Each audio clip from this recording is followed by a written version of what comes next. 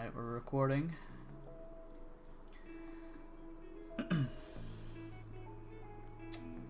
Alright, so I'm here with Muffin Man from PPP, correct? Do you go by Muffin Man, or do you have any, I don't know, anything else you like to go by? Most people just call me Muffin, but Gotcha. either one works. Alright, so give me some insight about your team. Like, how'd you guys get together, and what's your team dynamic like?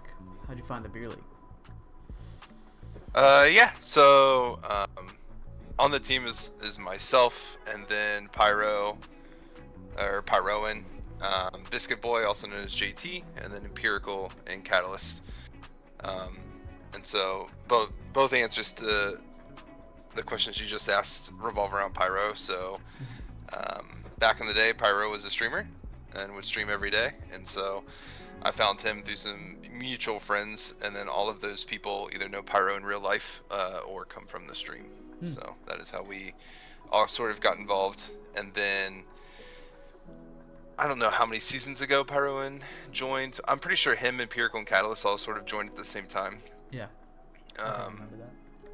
And then I remember watching some of the games that they would play. And so a few seasons ago, he needed another player who was cheap, and so he just asked me if I was interested. I was like, sure, absolutely. And so I've played the last 3 seasons now, I think 3 or 4. Nice. That's awesome. That's really cool how you guys like kind of found each other through him streaming. Who on the team would you say is kind of your frontman, your shot caller, and is there anyone who kind of carries from the shadows and doesn't really say anything, or what's the voice comms like on your team? They're pretty. I would say they're pretty split between most of us to a certain degree. I'm probably the quietest. Me and Catalyst are probably the most quiet on the team. Pyro sometimes can be the one like leading it, but there's also things where like JT will call for certain things. It's really JT and Pyro are kind of the forefront of the team, and they're the ones that make things go. They play very similarly, and so they want to skirmish all the time, which can both be good and it can be bad. Yeah. But they're usually at the forefront of that, of kind of leading things, and then you know, depending on what they're calling or what they're looking to do, the rest of us can kind of figure out what best suits the team. It's also interesting, top lane is often so much its own little universe within the game, and so there are games where like it's just me and the other top laner, and we play our own game versus what is happening with the other 8 players in the map. So but mostly Pyro and JT kind of leading the way. Okay, cool. Have you guys had any like big learnings so far? Anything from your games so far in this season? Have you taken away anything big as a team? Learned to do better? I don't know if any big learnings. We did start before the season started. We got together and played some games and tried out some like different styles from what we're kind of used to. So some things that maybe in the past we've not tried to do, some different comps, which went spectacularly bad for us. At one point we lost like 6 or 7 flex games in a row trying the same thing over and over. Yeah. But I mean, I think it's been good for us. Like Pyro wanted to try to play some different styles instead of the same things that we always play, which is always good, kind of stretching ourselves in that way. We haven't really pulled it out in an actual beer league game, but there definitely was some attempts to like maybe change some things up early on. And then we are also a team, we joke about this, but like we never start well. And so it didn't help that the first like 2 weeks we played 2 of the better teams. And it does take, for whatever reason, it just takes us some time to like kind of ramp up into the season, and I think we're getting there. We're playing a little bit more consistently, where it felt like the first 2 weeks we just got slaughtered, and it just wasn't fun. Right. But I think we're getting there, but nothing like huge. We've been playing together for a really long time, and even as a team, I think this is our third season in a row as the same five. It might be only the second, but we literally only swapped Hunzi 08 PM, who was playing jungle for us, for JT. Okay. So it was a very minor switch a couple of seasons ago. So we've played a lot together, which can help in a lot of those situations. Gotcha. Okay, yeah, so it seems like some composition changes with champions, and then also just kind of getting the swing of things in the flow state. Makes sense. What are your thoughts on this matchup for tonight? Your versus BN. So, what's your gut reaction? Have you guys done any prep, or what's that look like? Yeah, actually asked Pyro to do. So normally, I put together some scouting stuff. Mm-hmm. I have an Excel sheet that will list like both champions that are played like off of op.gg, but also things that are played in Beer League. And that's kind of what we base our bans on. Mm-hmm. That and like what we've seen other teams ban against them. Because we're playing, or at least Empirical and I are playing a double series, I actually asked Pyro to do it, so I haven't looked at anything. But I do know that a lot of the guys that are in BN we've played against before, or at least have seen before, so right. There is some familiarity, which I think will help. But yeah, I mean, it's always hype. It's always exciting to play these Beer League games, and especially as I get to know people more and play against them more and more often, and start to see those sorts of patterns that maybe aren't apparent. You know, just what champion they play, but different tendencies that they might have.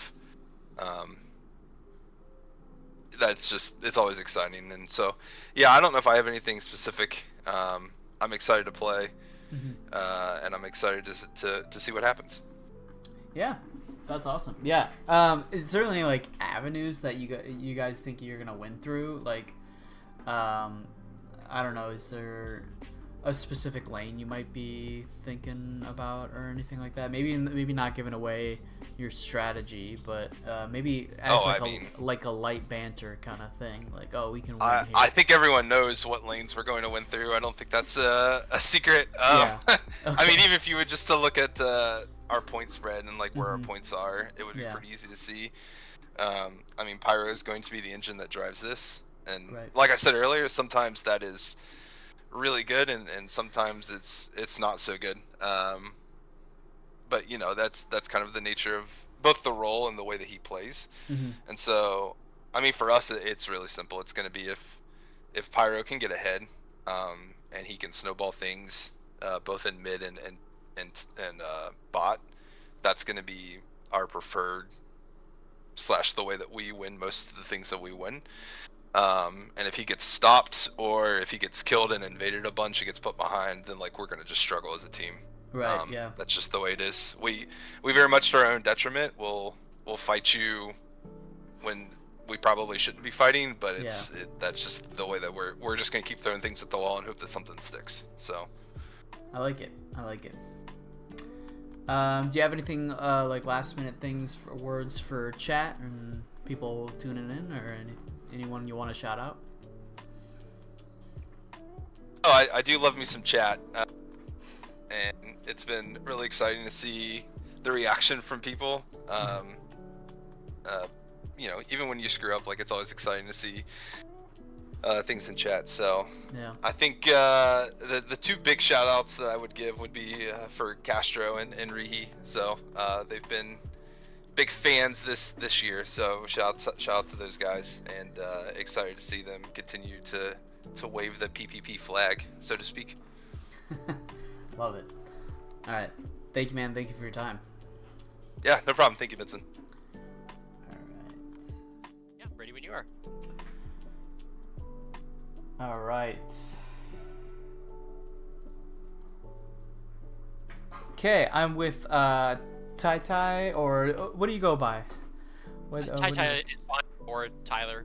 Okay. Either one works. Tyler from Bourbon Nasher, correct? That's correct. All right, so we got Tyler from Bourbon Nasher. can you give me like a rundown of your team, how you guys met, you know, like what's your team dynamic, a little bit about you guys. Sure. We're a group of friends met playing League. A couple of the guys on the team, I've been friends now playing FlexQ games and like joining on and off amateur tournaments now for 7 or 8 years. One or two of them. We had a full 5 going in that broke apart a little bit, but because people wanted to plant their own teams, sort of.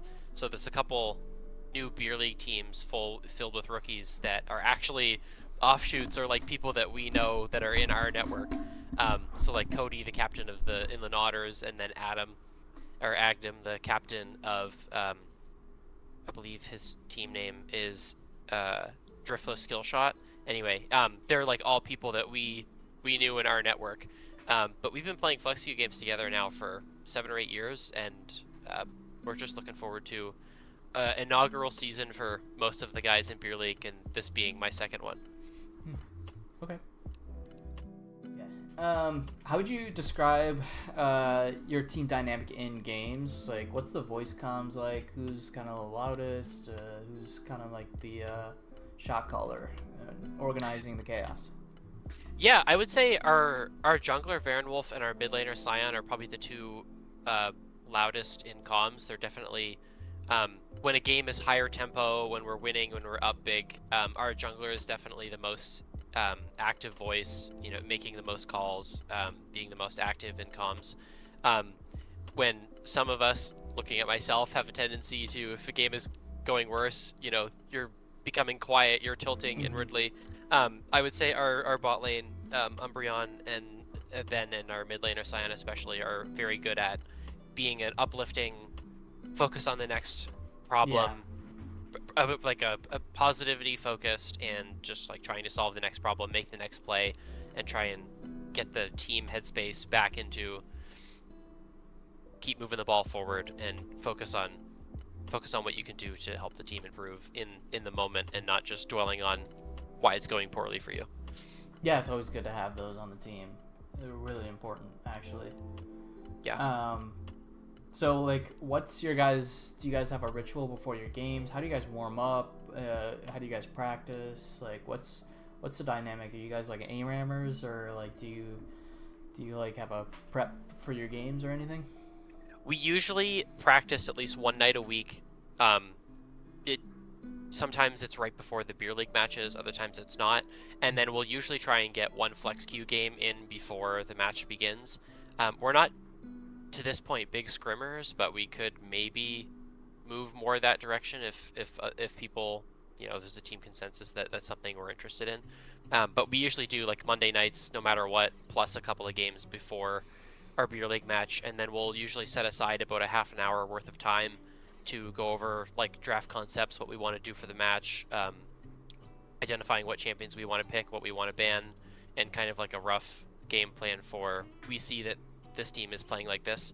As the captain, I've kind of taken on a bit more of a responsibility to actually go really in depth and watch the other teams and pick up like, this team plays like this team plays like this. This team seems to really function well on this set of champions.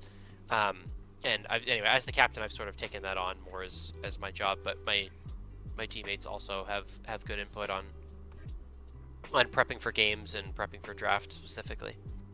Nice. Yeah, it's always good. And like, scrims are hard because like it's already so difficult to get your team together, like organized for one game a week. Like, getting in scrims too, it's tough. But yeah, for sure. But they're so beneficial. You almost have to handicap yourself in FlexQ to like pretend right. I can't pick the champions I would pick because I know they're going to be banned. Yep. So that's kind of like a nice, you know, even though it's not quite a scrim level fearless draft tool, it can be helpful. Yeah, that is true. What do you got? What's your like team dynamic in terms of like what do you guys like to play? Like maybe not giving away too much, but like are you guys like an aggressive team, would you say, or maybe like play late for scale or what? I think what we function best at are teams that have go buttons but that aren't very hard committal. one of the problems we've always had as a team, especially when we're running another jungler, was we all liked to play ADCs or ranged characters, and there wasn't a lot of melee enjoyers. Yeah. And that goes from our support all the way to me. I like a good range top pick, Oh but no. it's when you have 5 people on Oh your team no. that are all picking carries, Yeah. it's it sucks. But no, I've adapted, and the jungler that we're playing with now, he's not prone to picking Vayne jungle, for example, or Graves. It's not really his play style. I would definitely say though we tend to scale for later. We like team fights more than we're not like a side lane or skirmishy type team. We like to play a structured, slower paced game that is team fight focused and late game oriented, generally speaking. Right. Yeah. Makes sense. What about this matchup? Like, I don't know if you've done any prep work yet or like thinking about it, but you're going against Pyroan. That's always something you got to think about. I don't know if you've looked into his champ pool at all, but it's really tough to play around him. He's a really good player. I don't know if you have any thoughts, maybe any light banter. I don't know if you anything there. Hey, I will say I'm looking forward to seeing the jungle matchup where my jungle is 2.5 cost, and I believe Pyroan is he would be the 8 cost jungler, correct? I don't know his cost. He's up there for sure. 7, yeah, anyway, like a David versus Goliath jungle situation. I don't know. I would bet on us. Part of the junglers can only be, despite what your solo queue teammates might say, junglers can in fact only be in one place at one time. So he still has the rest of his team that has to join him in the journey of actually winning the game. I'm looking forward to playing a top laner that is not better than me. That's the lightest possible flame I could give. That's pretty good. Just please don't ban my Singed. Please don't ban Singed. You need to leave that open. You need to leave that open game 1. So do you think like in this matchup, your guys' avenue for winning is through the top side of the map? I think we can win from anywhere in this series, and I'm not just like saying that to deflect from like a draft strategy question. But I do think that either side of the map, we have winnable and favorable matchups, and if we can do a good job of containing Pyroan, then I think we will be a live. We will have a great chance of winning, kind of no matter what goes on, so long as we can keep jungle under control. Makes sense. Yeah, you gotta watch out for his invades, for sure. I don't know, maybe an insider trading there, but I remember getting cooked by the Pyroan invades last time I played against them. That's the champ pool. It's all the aggro jungle invaders, the level 2. Yeah, for sure. Yep. All right. Do you have any like last words for the fans before the game? I would just say we're happy to be here. I'm looking forward to a split where I've already won 100% more games than I won in my first split, which was 0. So the fact that we've won 1 series is a step in the right direction. Hell yeah. We're all really excited to be in Beer League. We're happy to be here, and we're looking forward to facing our blood rivals in Barren Wastelands sometime in the future. Yeah, for sure. That they were a fun team to play. I just played them actually. So yeah. All right. Well, thank you for your time. Yeah, good luck in your series. Yeah, thank you very much. Thanks for the interview, and thank you for setting this up as well. We're looking forward to the games. Yeah, no problem.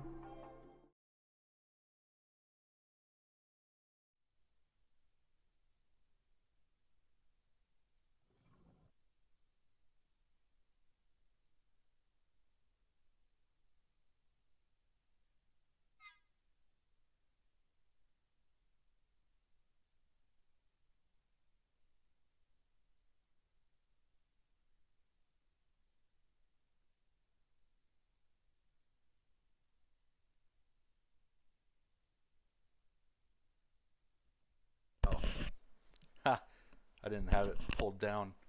As I was saying, that was the interview with the players. It's always always nice to hear the perspective of the players. So I really appreciate Benson doing that. He's been a wonderful part of our commission team as well, coming up with some great ideas. So shout out to Benson for doing those amazing interviews. Um, yeah, it looks like we're still waiting. Um, the BM midlaner is not yet here. It looks like we're still kind of waiting on that. I will get some drafts set up here, and we can switch over to that one.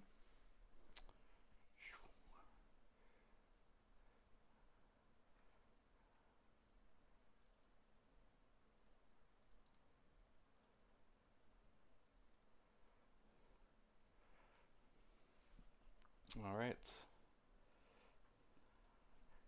And I will say we are our draft, and we should get started here pretty soon.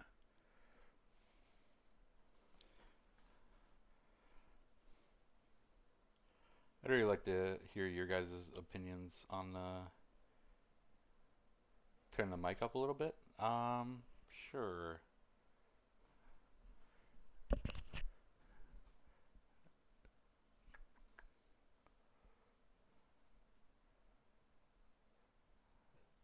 Is that better?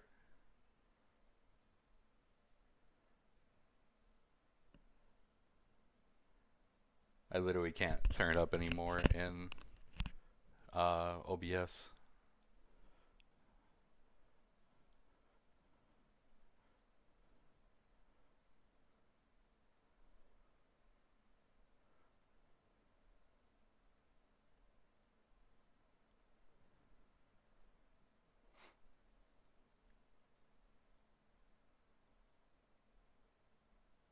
Um,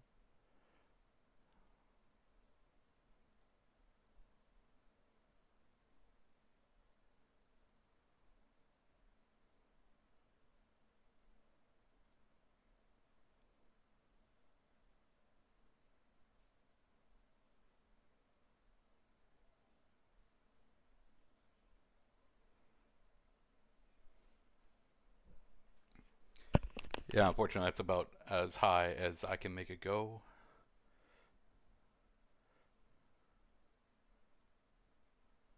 And it looks like draft has started, starting with a Jinx first ban.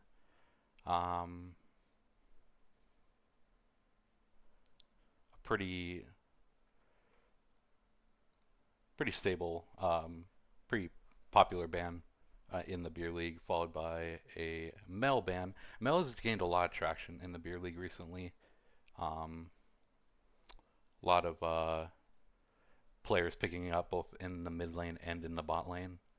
So I'm not really surprised to see a Mel ban there. Nidalee being banned. Oh, I forgot to switch this. There we go. Nidalee being banned against Pyroin. A stable champion by Pyro and a lot one to be feared in the beer league as well. Zillion is just an all-around good ban. He's considered by many to be the most broken like character in the game, so I'm not really that surprised that he's banned. Braum being banned against PPP support, probably a research ban. I don't know much about PPP's team, so I think Braum is just a pretty stable support and is pretty strong in pretty much any team composition. And then Tai Singe being banned, even though he begged in the interview to not have it banned. But if you're good at the champion, it's going to get banned. Shen being picked up first, high priority on the Shen. I've been seeing a lot more Shens in the beer league. I'm not I'm not really surprised because I've always believed Shen to be a pretty strong solo laner, and he just has that global ultimate pressure. So I'm not surprised that that Shen has such high priority. Urgot is being I'm assuming counterpicked. I'm assuming that is a Shen top. It could be River Shen or support Shen, so a nice value pick in there as well. But Urgot will be pseudo counter to the Shen, and Caitlyn being picked up in B3 or R2. And then Morgana being picked up. Morgana is also another one of those beer league staple champions. See it a lot if it's open. Um, Particularly one person plays it, Slammer at Jack, but it's usually banned against him. So, um, but he's not in this game. So, I really like the Jin pick here. I think Jin Morgana is an insanely strong lane. A lot of lockdown, high range, good poke. I really, really like the Jin pickup here. And Seraphine will be picked up on the opposite side of the Morgana. Um, Maybe. I guess this hasn't been locked in yet, and it will be locked in. So I I like Seraphine Caitlyn. I think it has good range. Um, but I really, really like Jin Morgana. It has so much gank setup potential. It has really good lockdown in general.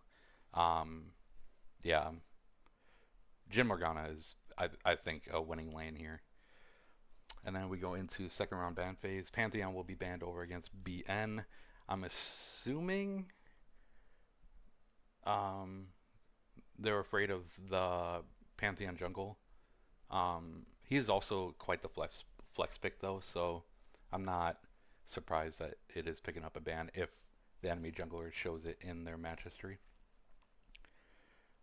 And then they are hovering the Lee Sin ban over against Pyro, but it will be Vigo. Pyroan has shown a lot of success in past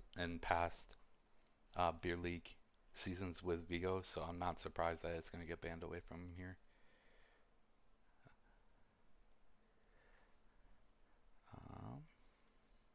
We will do that. And then the Jarvan ban. So it looks like both second round bans are being targeted towards the jungler. And Pyroan will pick up another ban in the Lee Sin. I think it's a really good idea to kind of target Pyroan. Um, Notably, the playmaker on the team, he is without a doubt probably one of the best players in the league. So I'm not. I think target banning him is a really good idea. And we are going to get Swain on R4. I think Swain is a perfectly fine blind pick. He doesn't have a whole lot of weaknesses. He has decent range, good engage, survivability, team fight potential. So I really like Swain as a blind pick. Kog'Maw, I'm assuming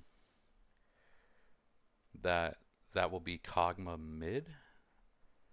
AP Kog'Maw mid.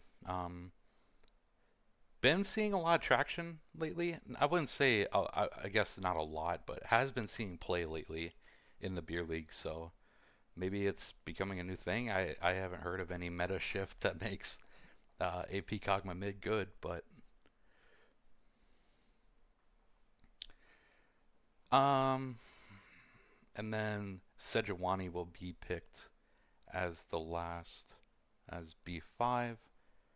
So that could be Sejuani top or Shen top. So it really depends, but it could be no, it's definitely Trundle jungle for Pyro when he's played that in the past. So I would like to see Sejuani in the jungle. I think it will be, but we will just have to see.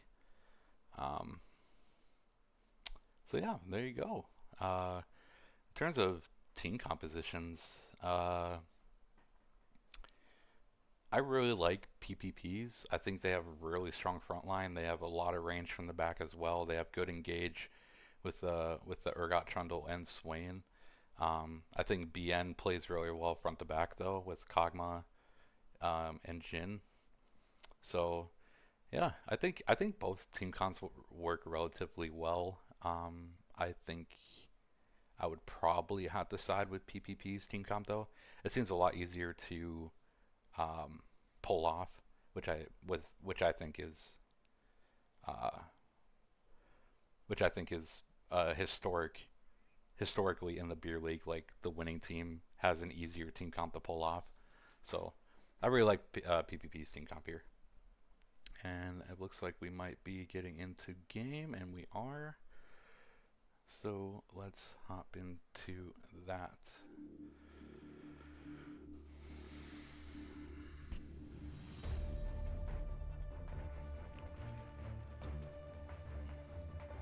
And then is Shen in the top lane. Don't pay attention to these percentage numbers. That's just overall percentage numbers picked, not in the beer league. So just keep that in mind.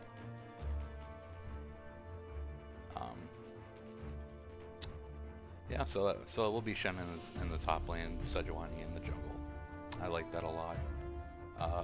I think Sejuani has a lot more survivability when it comes to maybe skirmishing with the Trundle.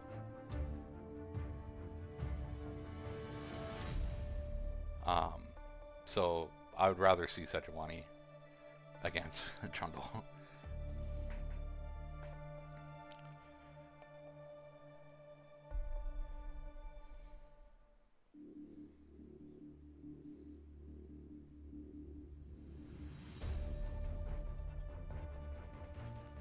Yep, Trundle was the last pick.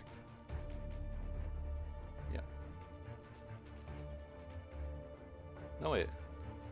Yeah, no it was. Trundle was the last pick.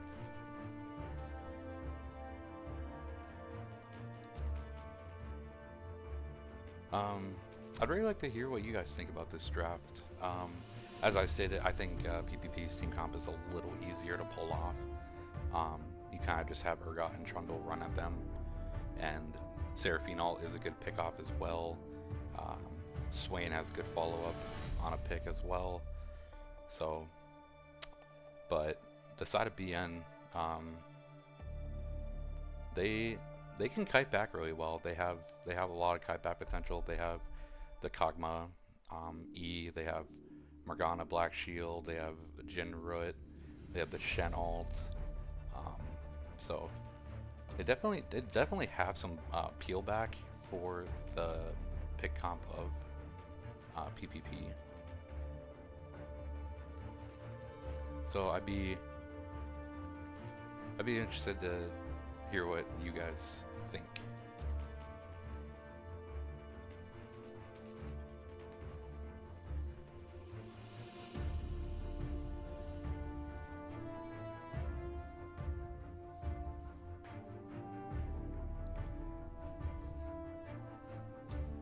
But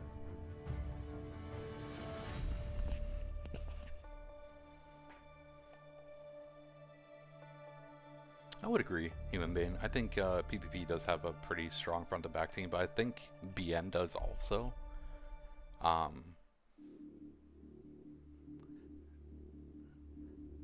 Probably not as consistent of damage as PPP does with the Caitlyn, Swain, and Trundle, but BN has a lot of disengage. They have a lot of ways to kind of back out and choose their fights. So I really like that about BN's comp.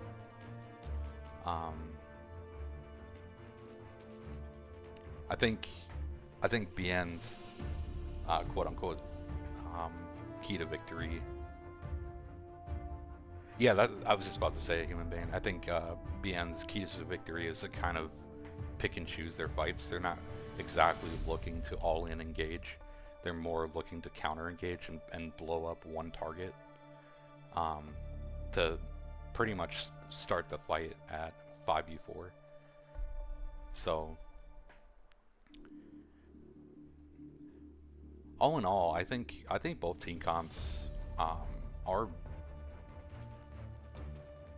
pretty good in what they're trying to accomplish.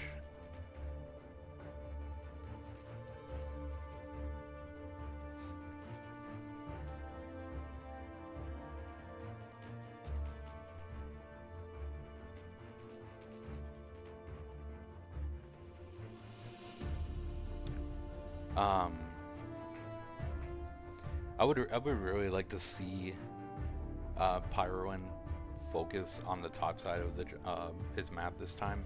I think Urgot is one of those champions that can just snowball so hard into the mid game that if he gets ahead, if he gets like one or two kills in lane, and is able to push that lead, he can snowball and carry the mid game easily.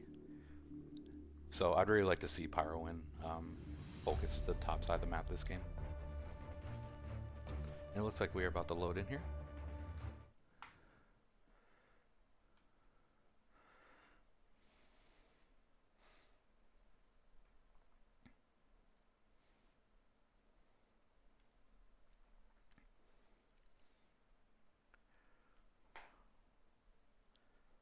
Oh, I have to switch that.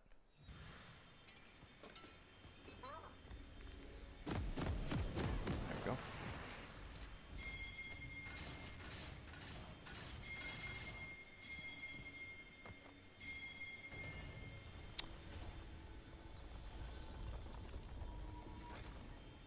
Welcome to Summoner's Rift. And let's take a look at the runes real quick here. We got Grass of the Undying, or Minions have spawned. yeah, Grass for the Shen, which is pretty typical. We got Guardian for the Sejuani. Interesting pick. I think Aftershock is just so much better, especially into a skirmishy style jungler like Trundle. And then we got the Arcane Comet for AP Kog'Maw. Pretty standard in the bot lane too. Dark Harvest for the Morgana. I don't know if that's typical or not.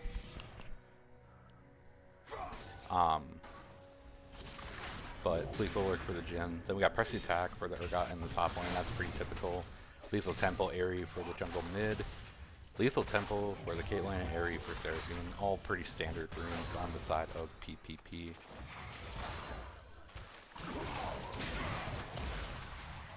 Some good poke going down in the mid lane between the two.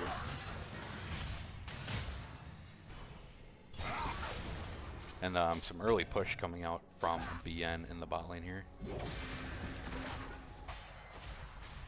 I'm very curious how this mid lane is going to turn out. AP Kog'Maw has such range, it's kind of hard for... I can't turn my voice up, man. Might be able to turn the...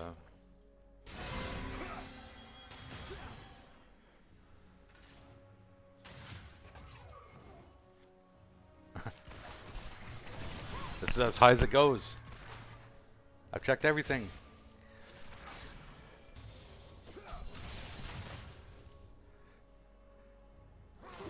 But as I was saying, well, Pyron looking for a gank here, gets the pillar down, and the E will land for the Swain. Kog'Maw is just going to go down. Pyro in first blood. Nice gank. Nice early gank by the Pyroan. Getting Trundle head in the early game. Looks like we might have a skirmish going on here. Sejuani getting picked off by the Trundle here. I don't think she can duel him. The Swain W does come out and Sejuani has to Q over the wall. Good poke down onto the Jhin here. He does manage to dodge the Caitlyn Q. And Urgot kind of bullying Shen in the top lane here. Shen at half health. And Pyron looking for another gank here. And Kog'Maw does not have flash, so she's not able to get out, but Pyron does take a tower shot and falls. Kog'Maw looking for another kill. Does he have the pool? Will it land? And not enough. Oh, the Q lands. Max Rage Q takes down Kog'Maw, gets a double kill in the mid lane. And it looks like Seraphine getting picked off by a gank in the bot lane. Nicely done by BN to get the return kills there. Wow. I did not think that tower shot was going to kill Pyro in there. No, nicely done by Sion. Ooh, Caitlyn getting caught out. Steps up just a little bit too far. Morgana didn't back. Pyro looking for another kill on the Sion here, and he is very low. I think this will be a kill. Pyro picking up a second kill on the Sion. And Pyro doing a really good job of abusing the flashless Kog'Maw.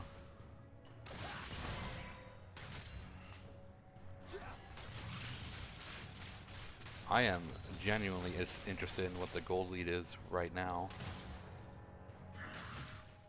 And pretty substantial gold lead already.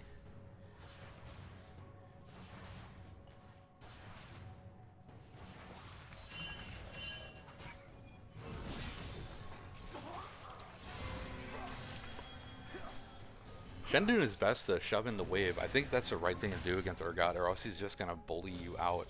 So do your best, shove in that wave quickly. Get as much CS as you can before Urgot's able to do too much damage to you. It looks like he was looking for the all-in there, but the Urgot E doesn't quite reach.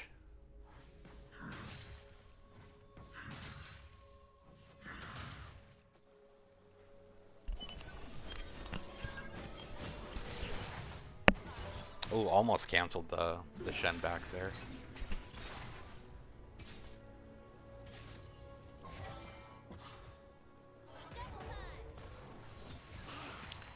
And Sion, for being so abused in this early game, has done very well, honestly, keeping his CS up. He got those 2 kills. He got that double kill. But it looks like he might get caught up by the Swain here, but is able to just walk out. And Sejuani starting up the Dragon. Ooh, nice Dark Binding landing from Morgana. Sejuani will flash in on the W, but Seraphine is able to flash out. Swain is in there with the ulti, getting a lot of damage down. Swain doing so much damage and is just going to walk them all down. The Shen ult does come out. Saves Sejuani for a little bit longer. Pyro will fall to Shen, but Swain ult is still going. Ooh, big damage coming out on the Catalyst Towel by Tai Tai. Alright. But, wow. Nice fight by PPP. Getting that early pick on the Seraphine to start it off, causing her to flash out. And then the Swain just doing so much damage.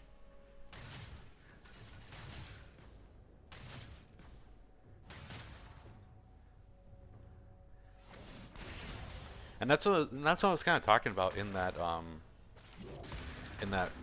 earlier, is that I think PvP's comp is just easier to pull off. It truly is. You have the Swain and the Trundle just in their faces. Caitlyn Seraphine doing as much damage from the back line as they could, and honestly, most of the work is being done by Swain. So very nicely done by PvP, and they're gonna pull the first dragon of the game.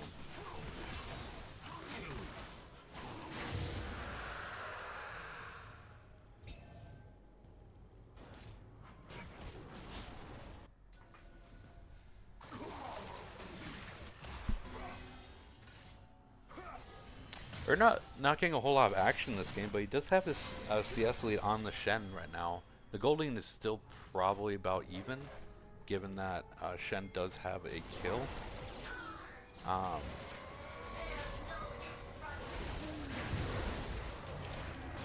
Ooh, and that will be Sejuani being picked off in the jungle. It looks like Swain is flashing forward to keep the ult going. Will they land the E? No, Sion does have to flash out. Shen maybe gonna get caught out here. The Kog'Maw full does come down and stop them, but nice pickup by PPP to kill BN's jungler there. And honestly, I can't hype up Sion enough for being so abused in the early game with no flash. He's been doing some work on this AP Kog'Maw.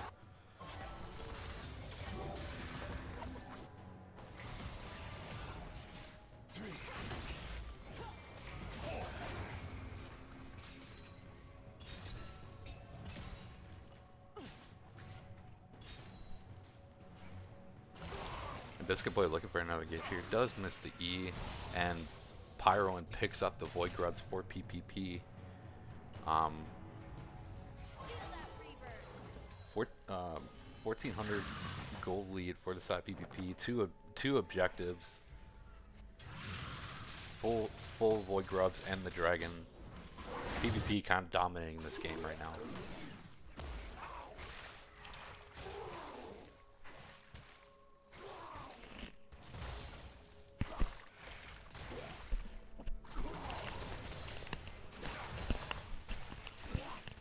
Sion getting a lot of poke damage now.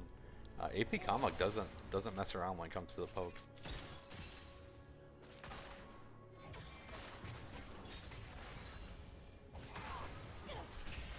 AP Kog'Maw is busted. I lost to it, so it must be true. Absolutely true, Samurai. Whatever you lose to must be busted. There ain't no way you lose to something that's not broken. Ooh, Sion does get picked up, and Biscuit Boy is going to pop the ulti, looking for the kill. The W perfectly plays W, and this will just be Sion going down. Nice solo kill by the Biscuit Boy. And not enough damage on the Kog'Maw explosion. Sejuani looking for the kill. I think she does get it. Yep, nice. Nice pickup by Sejuani there, Baron Wolf.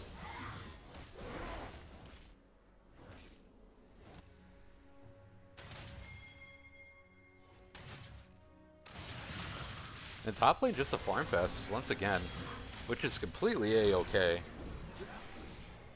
Tai getting some of those proc grass. I'm kind of interested in seeing exactly how much.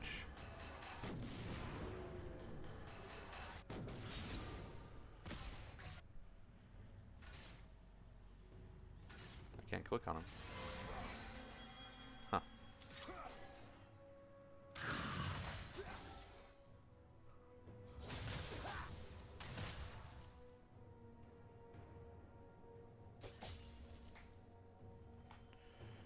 Let's take a look at where people sit with the gold leads here. Pyro and in, Biscuit Boy at the top, Baron Wolf falling behind, and Umbreon level 100 in the 4th place of the gold, but massive gold lead for the top two. Nicely done by Pyro and to be such a powerhouse in this game.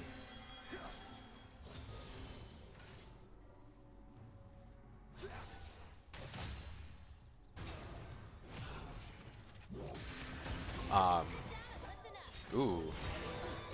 Almost a good engage by Catalyst Tau there. That's kind of the thing about the Seraphine Caitlyn lane. If you land 1-4 in CC, you kind of lock them down. Same with Morgana Jhin though, so it's kind of right just like that. Big damage going down on the Caitlyn there. The Jhin ult will follow up. And it will not be a kill. The Morgana Q misses, but the last Jhin shot does almost half of Seraphine's health. Morgana looking for Caitlyn here, and they both blow their flashes. I think that is a really good trade for Nescap, and Nescap will pop the ulti. Seraphine ult does come down, but he gets black shielded. Empirical looking to do as much damage as he can. Calistao picks up the kill. Nicely done by PPP. And Umbreon just wasn't able to follow up in between the turret there.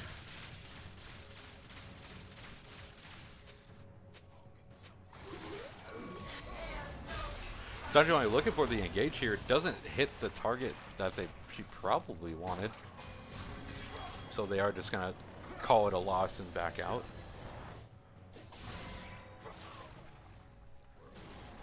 Pyron looking for Sion once again here. It's been a bully, and Sion will just take the Blast Cone out.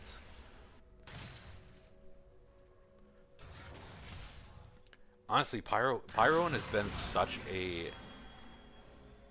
a menace in this game.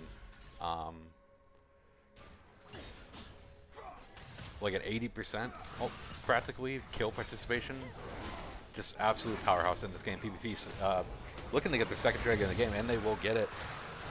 No steal. Sion trying to get as much poke damage out as possible, but they have no engage with Sejuani ult down, and PPP will just walk out after picking it up. Only a 1k gold lead. Bourbon Nasher is keeping it close.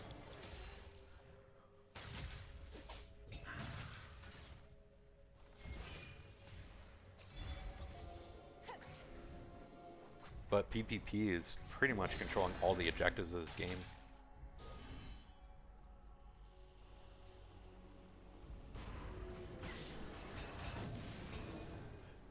I'm sorry if direct to camera messes with you guys. I don't use manual camera.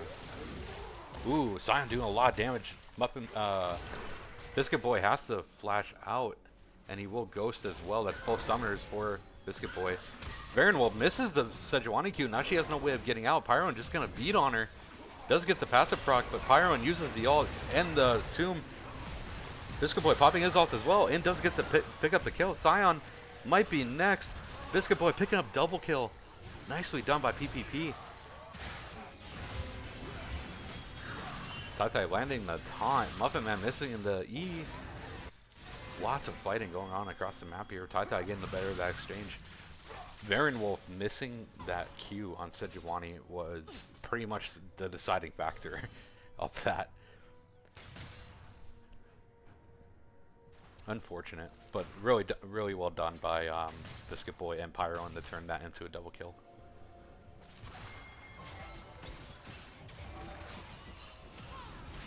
Ooh, double CC coming down. Seraphine will blow the ult, trying to stop Umbreon from killing her, but she will fall. Catalyst Tau going down. Varen Wolf throwing the Sejuani ult to try and save Sion, but the nice placed Pyro and Pillar will push it right into Biscuit Boy's E. Biscuit Boy look at doing a lot of damage to Varen Wolf, but Varen Wolf is able to just walk out.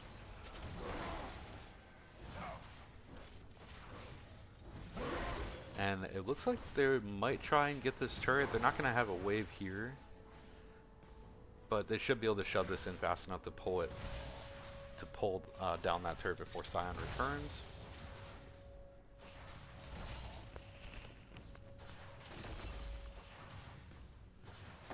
And that is the first turret going over to PPP, which is an objective by itself.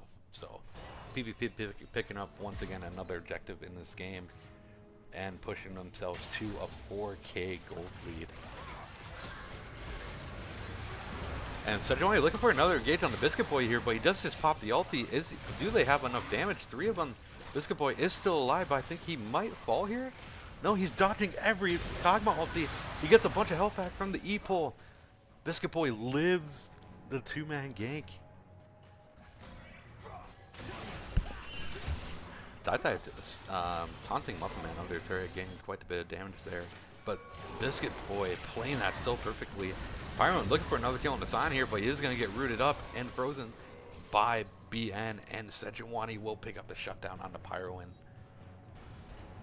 Pyroin finally falling.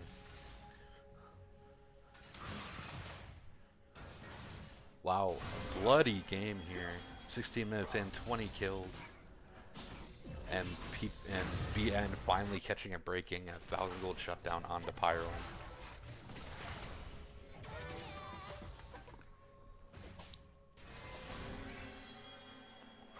Biscuit Boy played that perfectly. Dodged all the Kog'Maw ultis, dodged Black Shield, dodged Dark Binding, dodged all of it. He just played that absolutely perfectly. Gotta watch out for here, Biscuit Boy.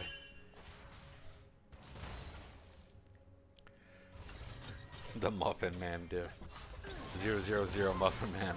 Ooh, Dark Binding does land on the Caitlyn, and the ulti does come out as well. Will she get rooted? No, she's able to walk out of the root just in time. Not enough damage falling onto the Caitlyn, but we do have a Jhin ulti. Will he be able to pick him up? Caitlyn will fall. Seraphine might fall next. Will the last one land? It does not. The rest of BN is down here as well. Biscuit Boy is looking, and they are choosing not to fight. Nicely. Ooh, Sion again picked up by the Biscuit Boy here. Varen Wolf is here though. Do they have enough damage? Just the 2 of them? No, Tai is here as well. Pyro's here now. Perfect buffer with the Pyro Pillar. That will be Muffin Man picking up a kill, and he flashes forward to get the fear.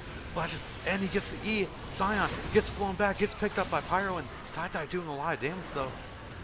But I think he might be the next to fall. Do they have enough damage to take down Shen? I don't think so. Pyro getting a nice pillar on a Morgana. Morgana will fall. Tai doing so much damage to Pyro in here. Biscuit Boy is here though. Pyro can only take 1 more hit. Is he going to survive? Tai looking to maybe taunt over the wall. Yes, he does. And wow, PPP picking up another team fight. Oh, I keep forgetting that I can use the team fight damage thing. My bad. I'll be better about it.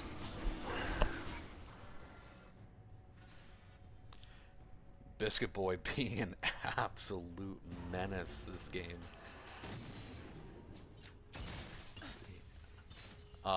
I think like a 92% KP.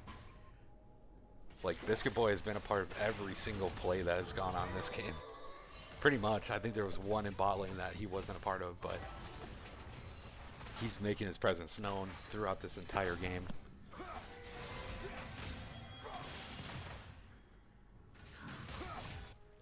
And Muffin Man also finally got into a fight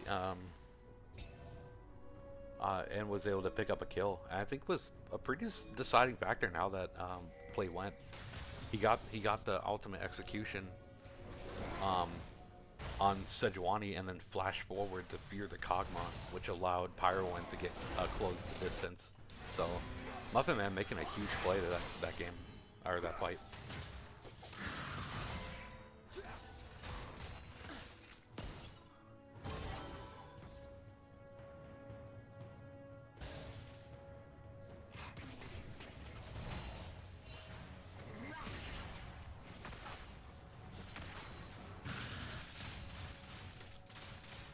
Muffin with 10% KB but 100% aura.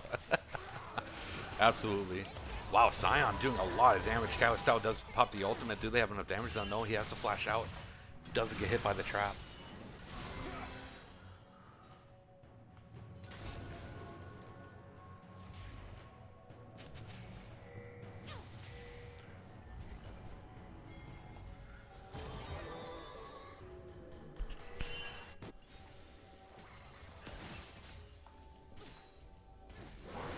Honestly, a very good game so far. There's been a lot of back and forth. 4K gold lead for the side PP, but it just in the last few. Ooh, Biscuit Boy getting another good pull on the Baron Wolf here, but just doesn't have the damage and is able to get backing up. This will be another turret falling for PPP, or for BN, I guess.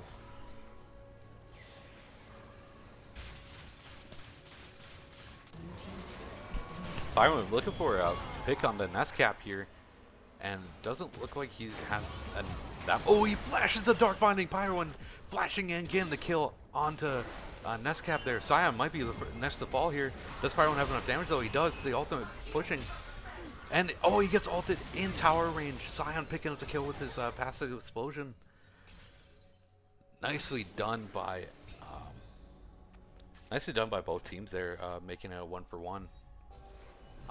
Sejuani ult landing just within tower range to get that last tower shot, putting Pyrowind just low enough for Scion's passive to blow him up. Nicely done by BN. But I guess that was 1-for-2 actually, because I forgot that Morgana died. Pyrowind flashing that Dark Binding, like perfect frame flashing, was absolutely sick. I think that's a highlight reel.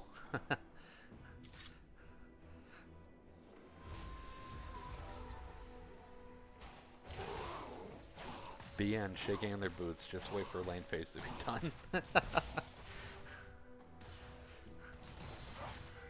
I think lane phase has been done for a while now. Human being.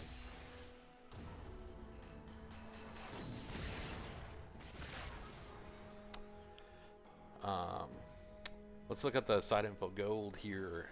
Pyrowind at the top of the about 1.2k gold lead over the leader of BN in Umbreon level 100, and then Biscuit Boy and Muffin Man above their respective laners as well. So pretty decent sized gold lead at 23 minutes here, 5k.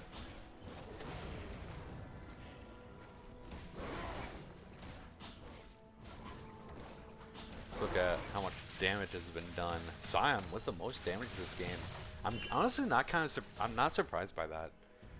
A lot of people don't realize just how much damage AP Scion does. We might have a team fight breaking out here. No, BN is back out. Biscuit Boy was on the side looking for the engage. Pyrowind, ooh, moves fast through the jungle.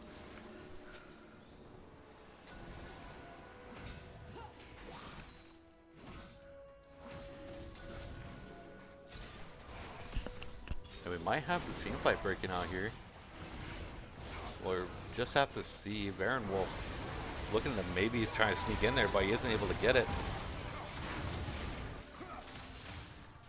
And it looks like we don't have a team fight breaking out. I thought we were going to, but nope, that is just going to be PPP picking up the third dragon on their side. It is a Chemtech Soul,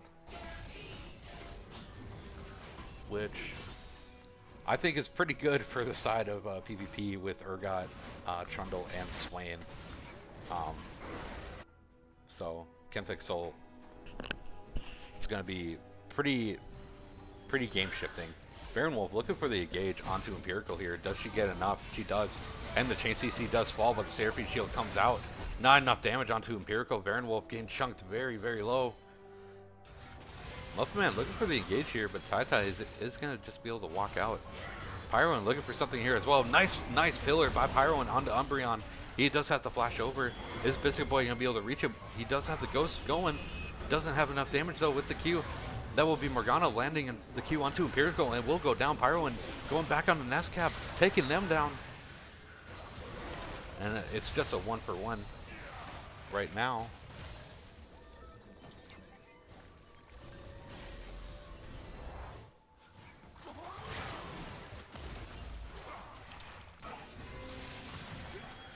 Nicely done by both teams there, picking up a kill.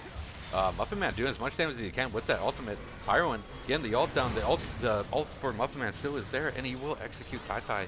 But Baron Wolf in the mid lane realizes that Pyroan isn't there anymore and tries to go on to Biscuit Boy. But they just don't have the damage. Biscuit Boy too tanky. Kawastao looking for the kill onto Scion. Does get the damage down. He doesn't reach, but he will get picked up. Biscuit Boy killing Scion once again. Baron Wolf looking for the kill. Doesn't have the range though. And then Pyroan is here, and this will be Baron Wolf more than likely falling without a kill. Nicely done by PPP.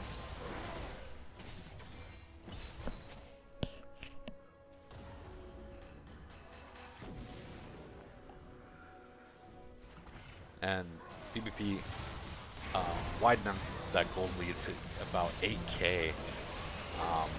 About to push it to about 11 with this Baron take. And Pyroan still at the top, Biscuit Boy right behind him, and 4 members of PPP in the top 5 in the gold lead here. PPP dominating this game.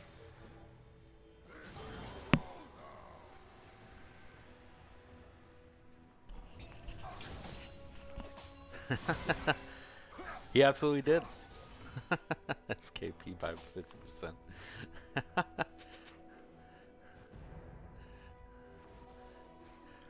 And after those last couple of fights, let's take a look at the damage again. And Biscuit Boy has taken over Scion on the damage grid, not by much, but he is now at the top of the damage leaderboard, followed by Scion and Pyroan. So both mid laners for both teams doing most of the heavy lifting in this game.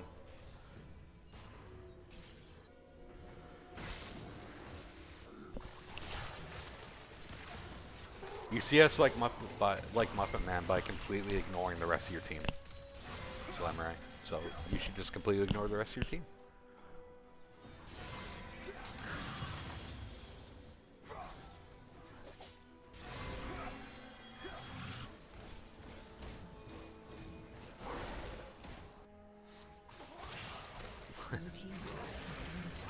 That will be another turret of BM's going down.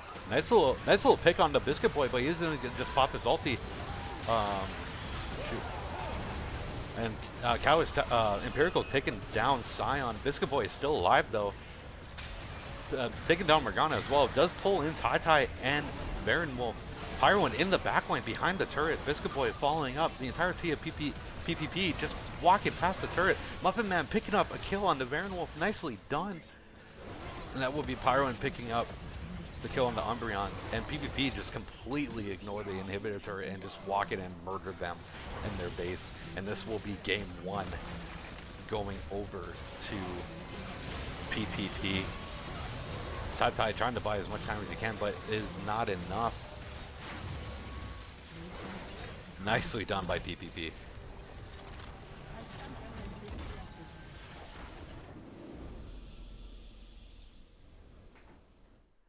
Wow.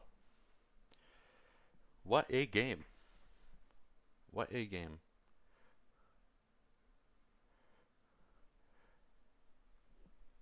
That was a really good game.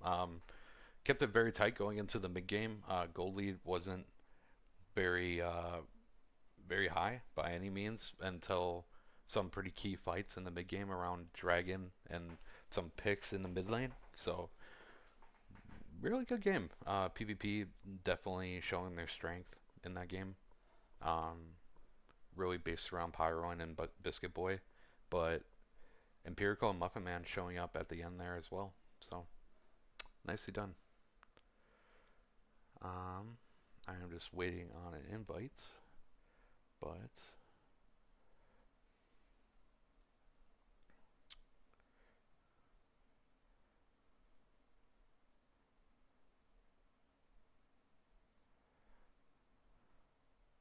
we can definitely look at the post game here. And if you look at the stats here, Biscuit Boy and the both mid laners honestly doing a lot of work for their team. So, and you can kind of tell when the gold lead definitely started to shift in favor of PPP. So nice objective control as well by PPP. All but one objective. So very very solid game by Personal Pepper Power. All right, now we are going to hop in the draft here.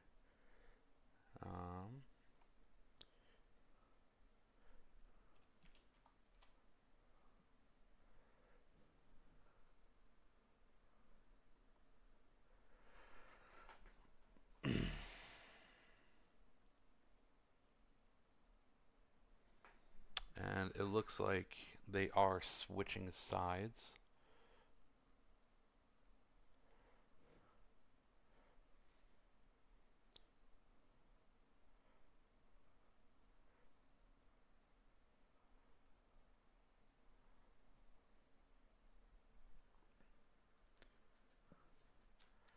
And we will ready up for draft.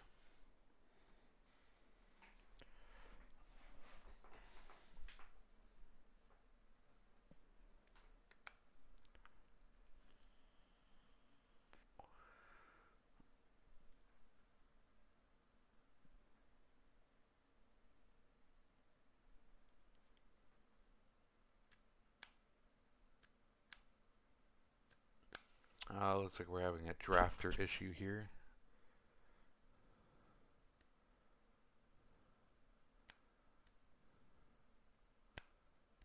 Okay, it looks like it's been resolved.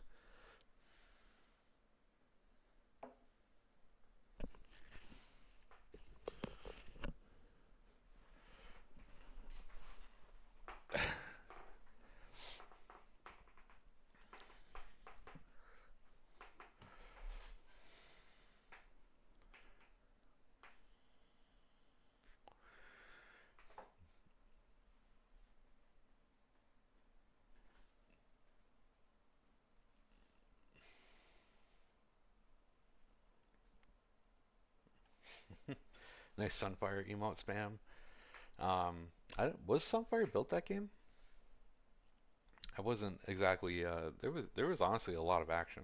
Um, very little downtime, so I wasn't exactly paying attention to the item builds like I should have been.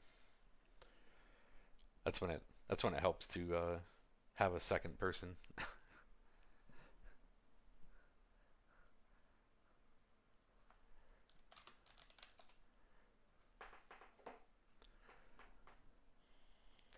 All right, we are getting draft started here. Mel ban over to. I'm assuming they're banning it against Scion.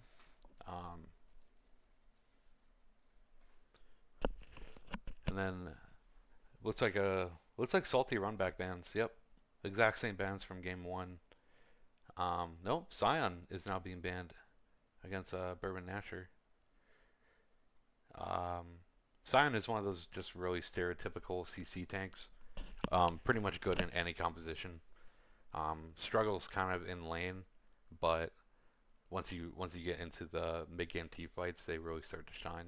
So, and the Zillion ban on red side as well, because you kind of have to ban Zillion on red side. um, lest they first pick it. And we are going to have a B1 Varus pickup. Could be top lane Varus. You still see top lane Varus. Toxic as it is and cancerous as it is, you still see it. But I would have to assume that would be for Empirical in the bot lane.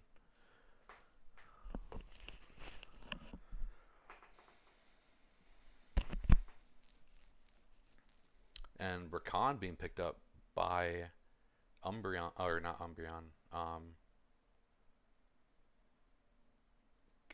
Nescap. And Ezreal being picked up for Umbreon.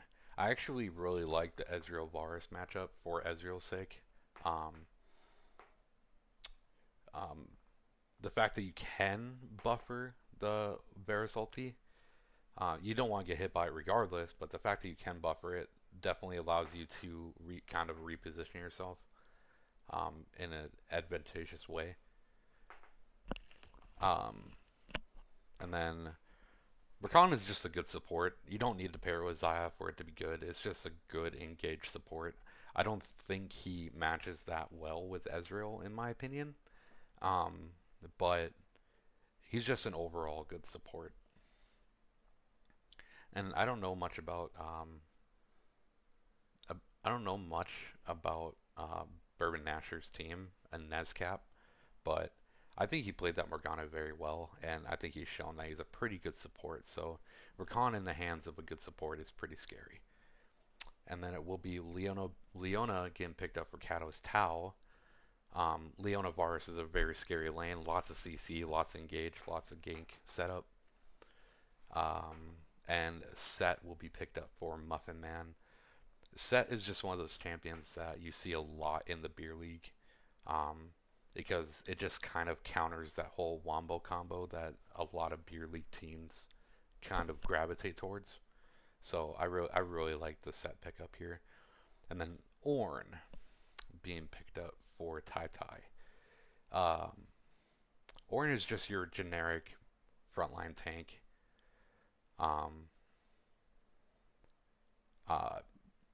Gives a lot of gold in stats with his upgrades, has a lot of damage, just your really generic frontline tank. So I really like the Ornn pickup here, especially paired with Rakan. Ornn Rakan is actually a really good engaged team, so I'm pretty excited to see that happen. And then we go into bans, and we get the Elise ban and the Vigo ban against Pyrowin, once again being banned, trying to be banned out. And then Pantheon and Echo against Varen Wolf. I think someone said last game, can you really ban out somebody who has an ocean of a pool, champion pool? Pyrowin has historically been five banned in lots of his series, so I think he's proven that he can play just about anything. And as Eric29 suggested, there is the Nidalee up. The Nidalee has been left up. So I am very interested in seeing if we are going to see the Pyrowin Nidalee, something he is very known for in the league.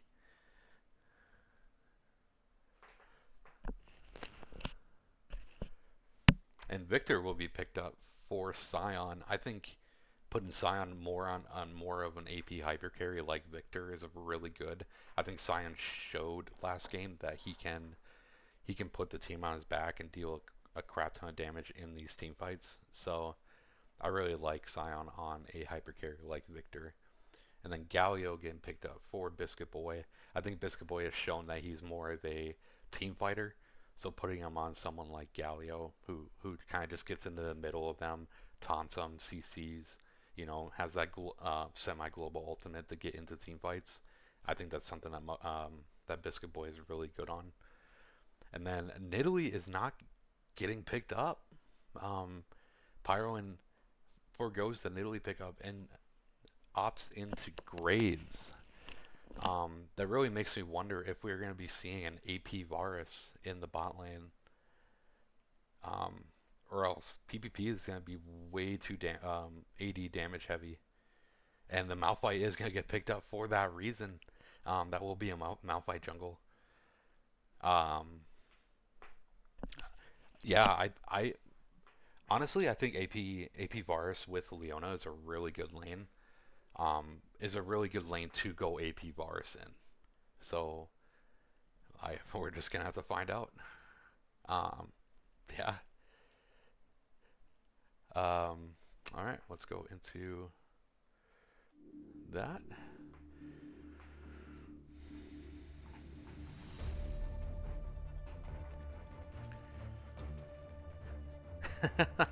Eric29, yes, you definitely make Varus jungle look good. I don't think anyone can do it like you do.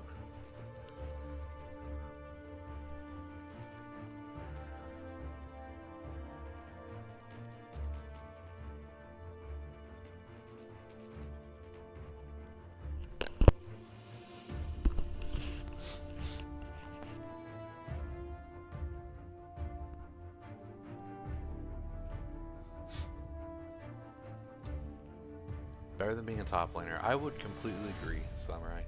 I think Varus top is one of the most cancerous things that League of Legends has ever had. Bernie is way too much of a Chad to play Varus top.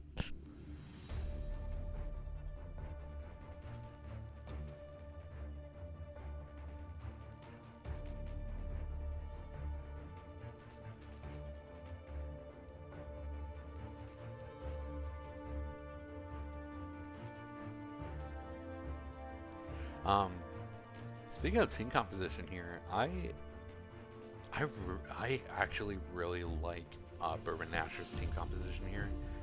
They just have the click go boom buttons, and I really like that. We have the Rakan engage, we have the Malphite engage, we have the Ornn engage, all heavy CCs that can be layered if you do it correctly. If you layer all of their CCs combined, you can literally CC the entire team for 5 seconds. So I really like Bourbon Nash's team comp. And you have Sion, who, like I previously mentioned, last game really put the team on his back in terms of how much damage he was dishing out. And now you have him on more of a hyper carry, like Victor. In terms of AP, Kog'Maw on it is definitely a hyper carry, but AP Kog'Maw I wouldn't consider a hyper carry. But Victor is definitely an AP hyper carry, and I think if Sion gets a little bit of love and attention, he can definitely snowball Victor into the mid game and be doing a crap ton of damage in these team fights, especially with the wombo of Rakan, Malphite, and Ornn. So I would really like to see Baron Wolf focus down the mid lane and get Victor an early lead. On the side of PPP, I honestly think Varus has to go AP here. Otherwise you go on hit. If he goes lethality Varus, this game is over. He's not going to be doing enough damage. So it's either an AP Varus or on hit Varus. I think on hit is probably the safest bet. But then you're definitely lacking AP damage against 3 tanks on the side of BN. So I don't know. I'm very curious to see what they're going to build out here, but I think Pyroan definitely needs to focus his bot side. They have a lot of ganks set up in the bot lane, and I think his priority should be on the bot side this game.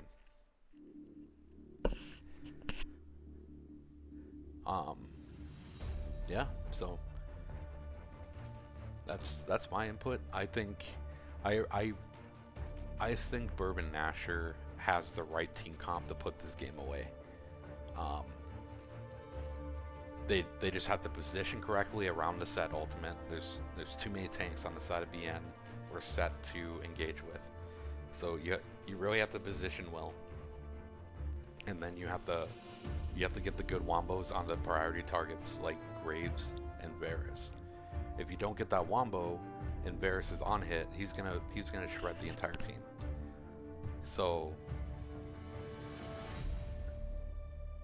yeah, I think Bourbon Nasher's team comp is a lot easier to execute, and like I said with last game with PPP's comp, easier to execute typically equals easier to win.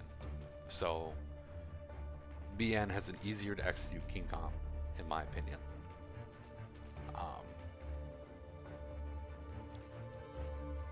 And for that reason, I think BN will win this game.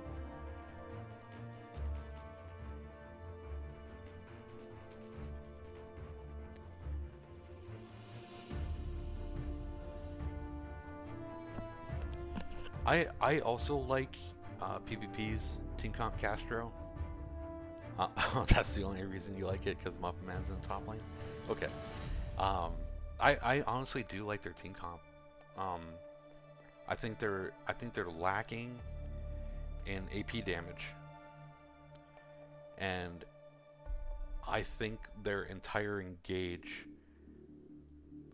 relies on BN being out of position. So, and I get how that's easy to do, being in an amateur beer league and all that, but I think BN has a better team comp in the fact that you just press one button and you're in there for pretty much their entire team. So I don't know. I definitely think PPP can counter engage really well with Leona, Galio, and Set. If Set pulls an ult and then Galio ult and then Leona ult, that's a lot of CC by itself as well. So I don't know. I think it's going to be a really spicy game. Both teams have strong comps, and just kind of reminds me of last game. So we'll see.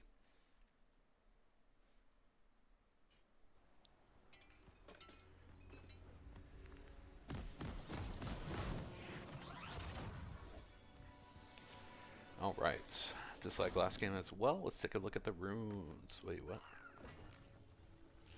Oh, I have the team fight damage on. Let's take a look at the runes. Welcome to Summoner's Rift.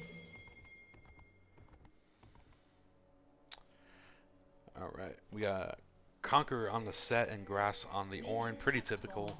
Fleet Footwork on Graves. I really like that. A lot of people would go Dark Harvest, but I really like Fleet on Graves. We have Phase Rush on Galio. That is pretty standard. Lethal Temple on Virus makes me think that they're going to go on hit, which I think is totally fine. I just think you're lacking a little bit of AP damage. And then we got Aftershock on the Leona. Press the attack on Malphite, pretty standard. With Malphite Jungle. Airy for that little bit of extra poke on Victor, I really like. Lethal Tempo on Ezreal is interesting. And Pyron looking for an early invade. Is going to push Malphite off of the red, and Pyron is going to pick up the red. I think Baron Wolf should go straight to... Yeah, it looks like he is going to. Ooh, nice engage by Nescap, but just getting a little bit chunked down. And Baron Wolf isn't going to go to Pyron's red. That's interesting. I think... Whoop, I didn't mean to do that, sorry. I think Baron Wolf should have went straight into Pyron's jungle and took his red. But I guess they did have that ward down as well, so they would have seen it. But anyway, Lethal Temple on Ezreal is an interesting rune.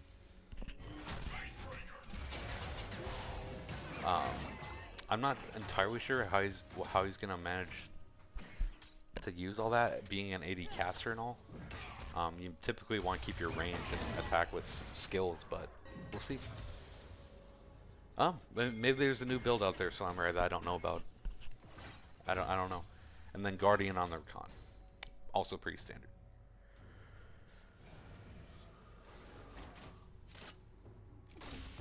Huh.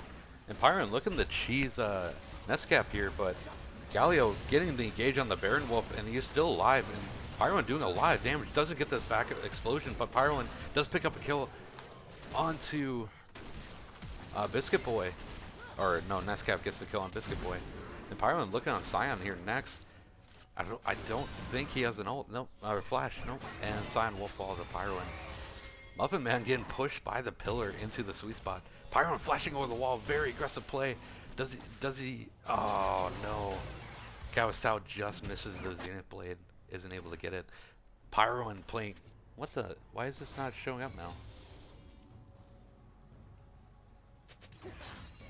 There we go. I don't know why I did that. The broadcast app being a little funky. And Muffin Man picking up a huge kill in the Tai. Nicely done by Muffin Man to turn that one around. Tai not getting that passive damage in time.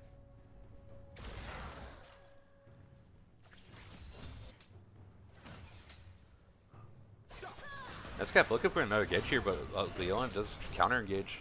Biscuit Boy does get the taunt down and is going to get a little bit of poke. Nope. Isn't able to get that Winds of War off.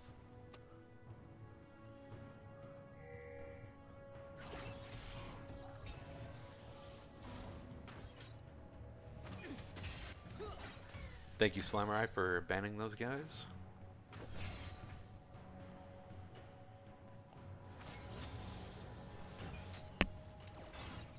And honestly, Pyro and just kind of take like, ooh, Nescap going in again. But oh, the Zenith Blade does follow. Do they have enough damage to take down Nescap? No. Umbreon eating into the bars here, and they are just going to trade summoners and back out.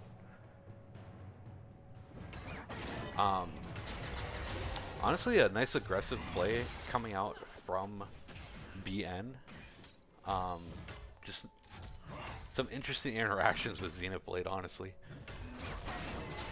Muffin Man going for another trade here. Doesn't have his W though, and just got his ult up. So Tai backing out. But anyway, Pyroin taking like complete early control of this game.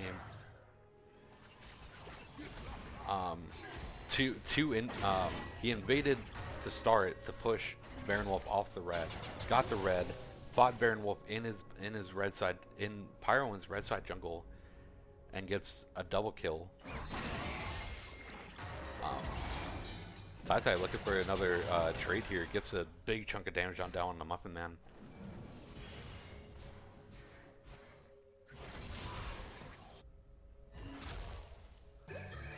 And Tai looking for an all-in here. It does get the passive proc, and oh! Muffin Man uses his ultimate during the unstoppable phase of Ornn's W and takes the tick down damage. Muffin Man getting solo killed by Tai.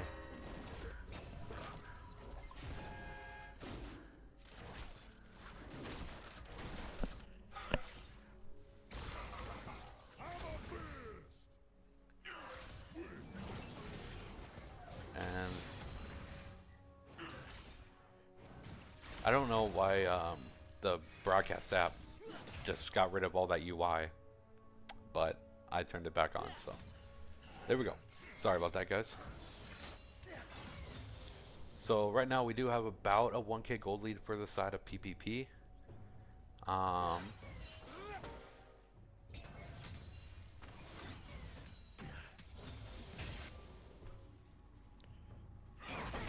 And Muffin Man staying ahead in CS, but is getting kind of bullied in damage in this lane. Nice buffer by Muffin Man there, but I don't think he was able to land.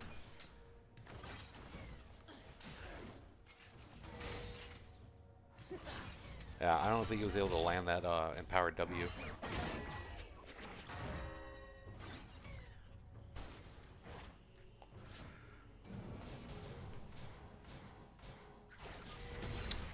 And Biscuit Boy doing his best just to clear wave and keep Scion pushed in so he can roam. I really like that idea. particularly towards the bot side for PPP's bot lane has probably the most CC between the two lanes. But it looks like the Biscuit Boy just doesn't see an opening. I don't know why I haven't zoomed out yet either. My bad guys, I'm screwing up this game. There we go. Whoop.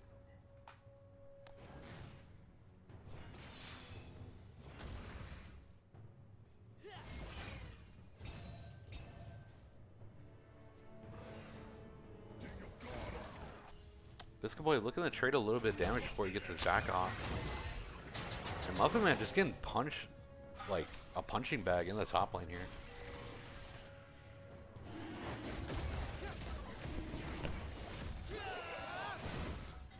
BN looking to get the first dragon of the game. I don't think they're going to be able to pull it off here. Oh. It looks like we are going to get our first team fight of the game here. Nice engage by Nescap. Biscuit Boy getting chunked out. Cowstow getting chunked out as well. Nescap will fall to Empirical. Empirical flashes in. Does he have enough damage to take down Umbreon? He does. Pyroin getting in there as well. Scion will fall as well. Nicely done by PPP. A clean team fight. I think that was a clean 3 for 0.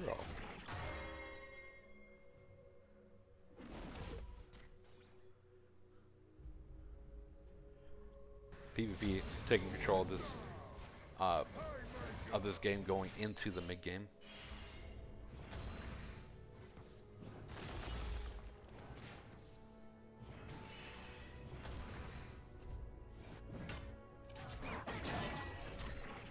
Yeah, I'm not entirely sure what BN can really do right now.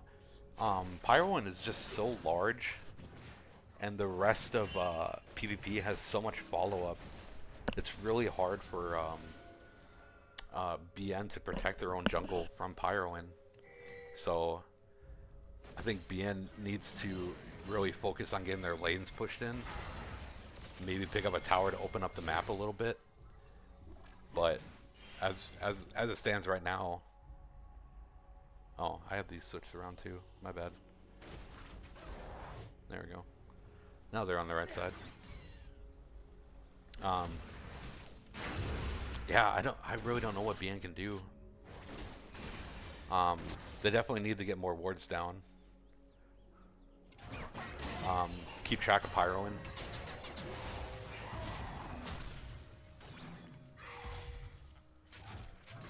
Tai-Tai's doing a really good job on the top line here, keeping Set bullied. Doesn't give him a chance to really get a kill at all. Nice engage by Kawasau here, and the chain CC. Ezra will go down. Nescap looking to ult out, but the Flash Leona Q, oh, nicely done by PPP. Nice engage, nice chain CC. Wasn't a whole lot that BN can do there, especially being under the turret.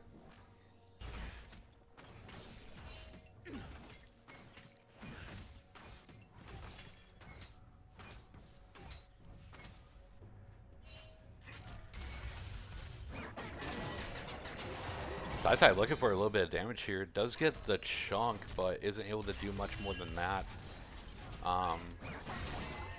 Almost a 5k goalie for the side PPP.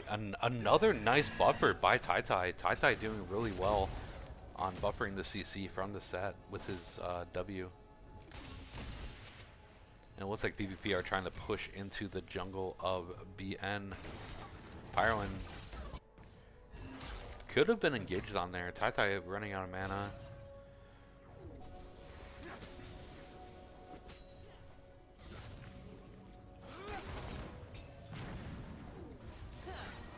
Yeah, I'm trying to think of a way that BN can really staunch the bleeding, and I think the only way they can really do that is to keep track of Pyroin. Complete vision control. That's what you really need right now as BN. You need complete vision control. Keep track of Pyroin. Don't run into him. Nescap looking for the gank on the Biscuit Boy here, but I don't think they have a damage to kill this Galio. And Galio looking to go in and just gets the taunt and the phase rush proc and walks out. I would agree, Stan. I don't think this is an Ezreal comp either. But in terms of having the front line to dish out damage from the back line, you kind of have it. I think Ezreal can and pretty much does put out enough damage to be an AD carry in this type of team comp. But Pyroland, like right here, is just in control of this entire game.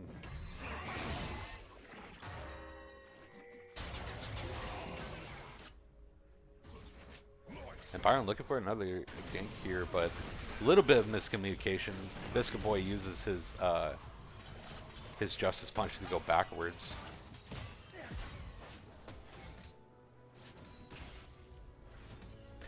Yeah, I don't know how I feel about the lethal tempo on Ezreal, honestly. I think if you're literally just doing it for the extra damage, you might as well just go press the attack.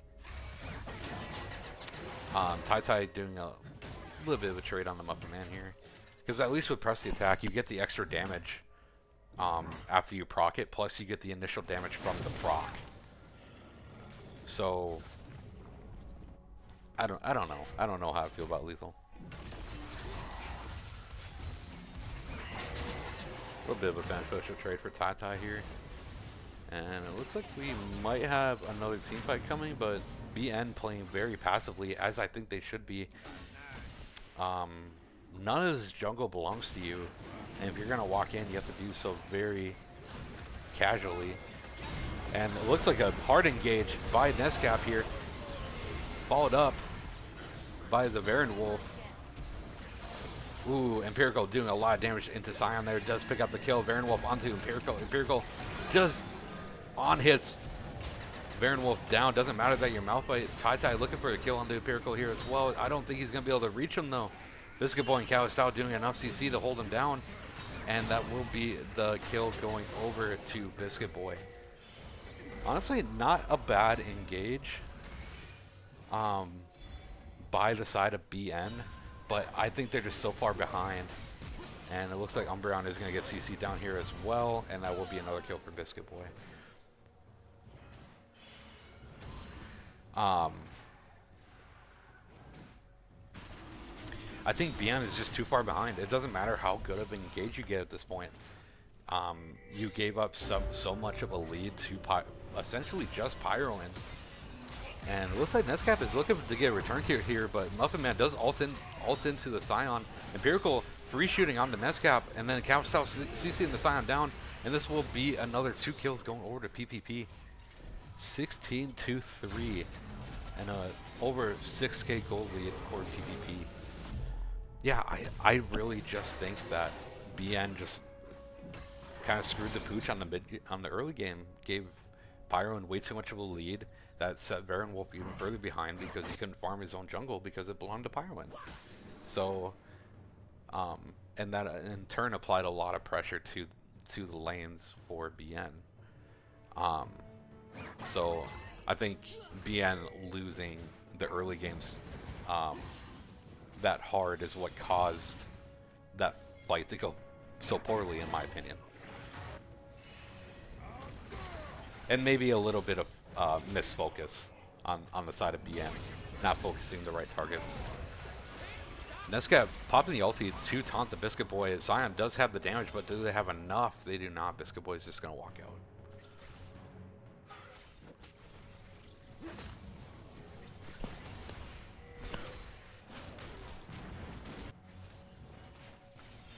Yeah, I don't know. Slammer, what do you think? How do you think BN crawls back into this game? Because I think a good engage by Calistao here and the follow-up by Empirical, but they don't have enough damage to take down Nescap. Baron Wolf ulting in, Galio gonna follow up, and this is a full-blown team fight. Biscuit Boy takes down the Ezreal, and Nescap will be soon to follow. Maybe Empirical does get taken down by Sion. Do they have enough damage? The Justice Punch does come out. The Winds of War. Biscuit Boy picks up the kill on the Nescap. Pyroan is here now. Zion is going to get taunted and will be finished off by Pyroan. Nicely done.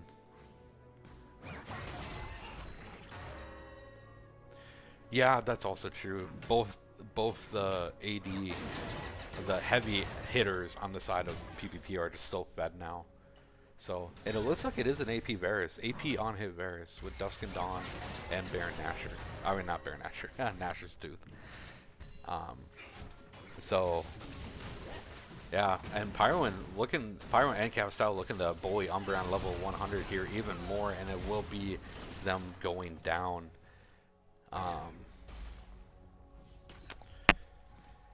Yeah, I don't know. Red team's turret has been destroyed. And I think that kill right there kind of signifies what I meant by vision. Like you need to win the vision battle. You have the engage, you have the pick, but if you don't have the vision, that all means nothing. So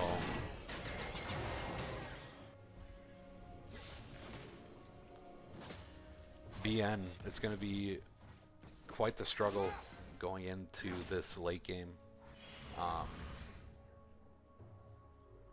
Yeah, I'm completely at a loss. They're at an 8k gold deficit now. That's almost 3 completed items for the side of PvP.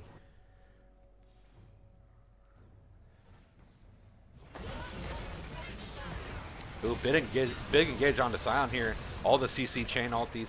Nescap pops his ulti to try to get him away, but he will also fall. Nice, very nice chain CC.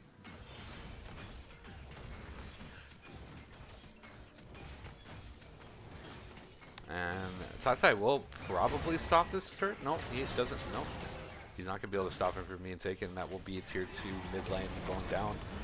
And the re-engage by Biscuit Boy. Empirical on hit damage is just so much. Nicely done by Biscuit Boy and Empirical to take down the kill on the Tai. And Biscuit Boy going for even more. Pyroan is here. He does get the ulti down. Kalistao is in there. Empirical doing just so much damage.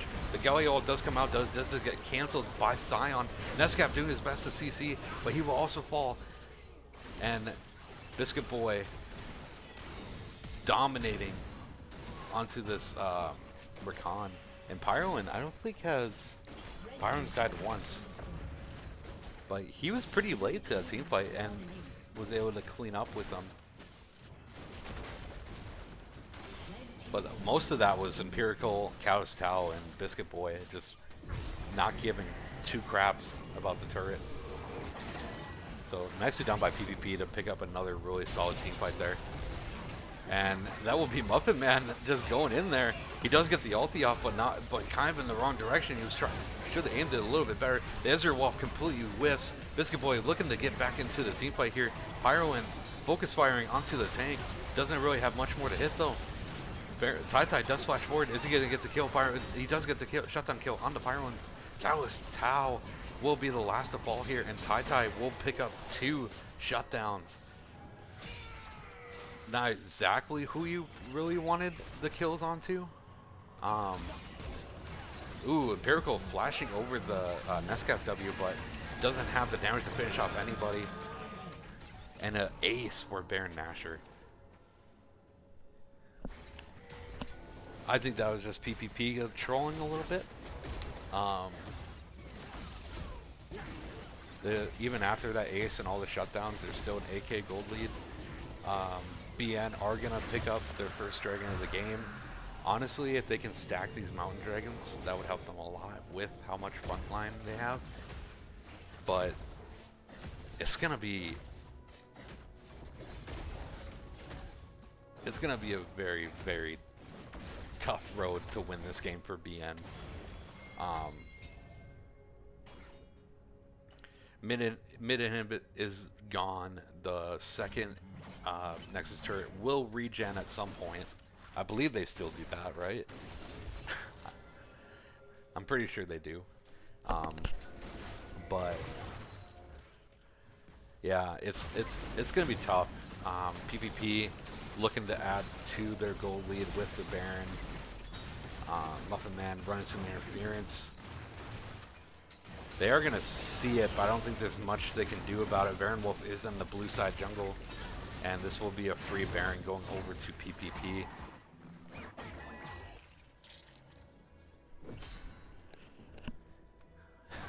Fair.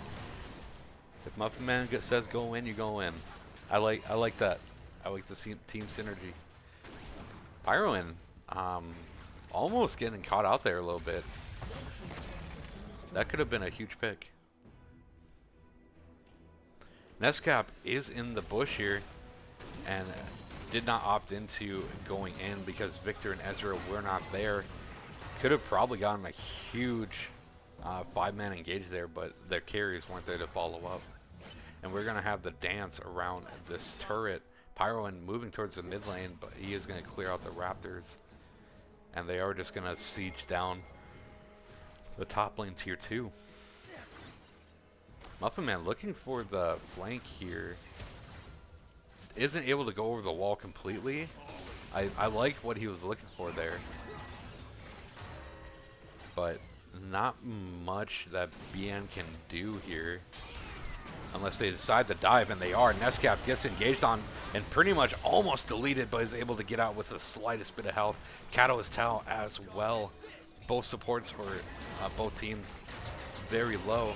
Muffin Man looking to engage here. Doesn't exactly get the engage he wants. Biscuit Boy is in the deep line. But the 2 members of PPP really chunked out here. They might have to give up on the rest of the siege. I really just don't think, like, if BN hard engages right now, oh, Biscuit Boy just ending the game. Doesn't care about Sion's damage at all. I'm kind of, ooh, big engage by Muffin Man. He gets the ulti, he gets the E, he gets the 3-man W. Galio ult does follow up, but it's just a little bit too late. Pyroin flashes forward into their backline, but we'll get focused down here. Empirical picking up the kill on the Baron Wolf with the ult.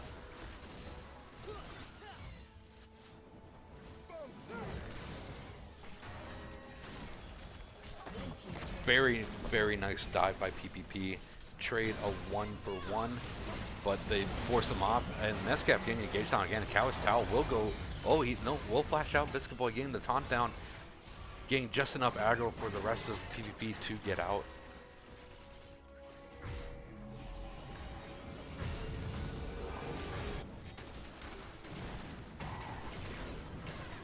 Honestly, PPP playing this one like madmen, like taking really interesting plays, but they are working out. So that last play was a really good engage by Muffin Man. He got pretty much the entire team in the ulti. He got 3-man stun with his E, and then hit 3 of them with his W. So he chunked pretty much 3 members of BN out at the very beginning of the fight. So big play by Muffin Man. Biscuit Boy was just a little slow to follow up. If he had got that knock up just a little bit faster, Muffin Man might have been able to do quite a bit more in that team fight. But overall, very nice play by PPP.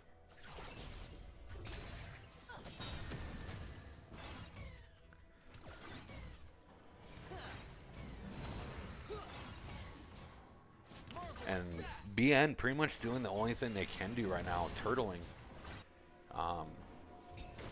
There's not much more they can do. Let's take a look at the gold lead here. 3 members of PPP are in the top 4 for gold. The PPP just really slapping BN with their wallets right now, and really nothing they can do about it. Looking at the damage graph here. Empirical, just a massive amount of damage coming out of this AP on hit Varus. It looks like Umbreon has the highest damage on his team, which is actually kind of surprising. I was expecting Sion to do a lot more with this Victor, but I guess he's just not able to find the right angles. I would be expecting Victor to be doing quite a bit of damage right now, but I guess it's just not the case. He did opt into the Lich Bane build, which I like on Victor.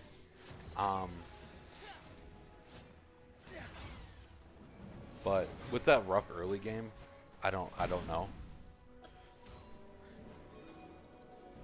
Pyroan finding Baron Wolf in the jungle here. Empirical does launch on the ult. The Chainsaw will fall down, and that will be the tank Baron Wolf just getting absolutely deleted. And that's the power of AP bars, everybody. The Gnasher's Tooth, the Gunsos, Dusk and Dawn, and the Rabadons just absolutely blowing up the tank Malphite.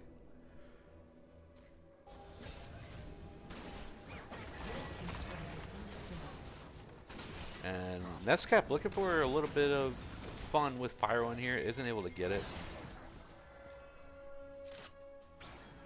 And the gold lead has been pushed up to almost 11k.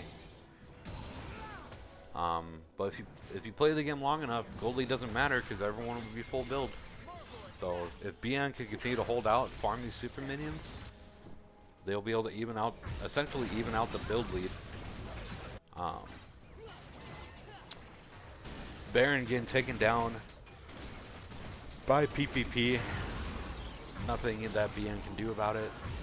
They literally just have to turtle.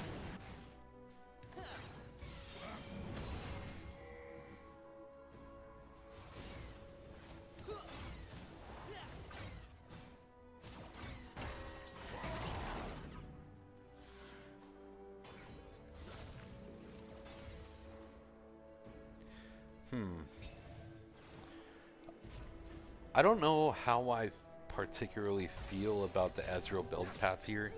I would have really liked to see some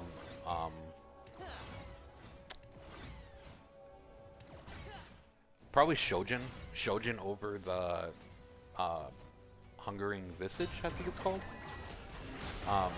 Nice.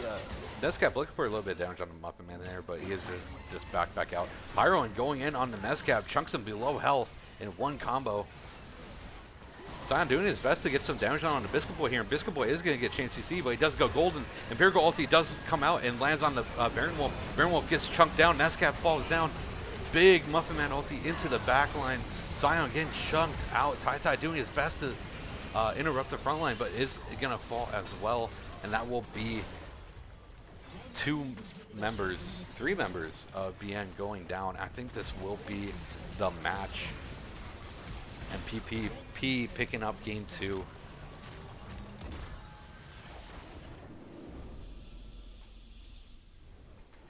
Very nicely done.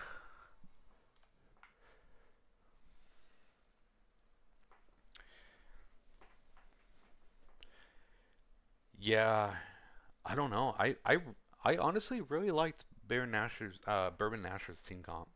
I think they just got way too bodied in the early game in order to pull it off.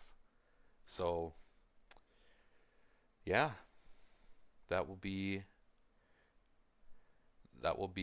the series win going over to PPP. Let's go look in the post game of that one.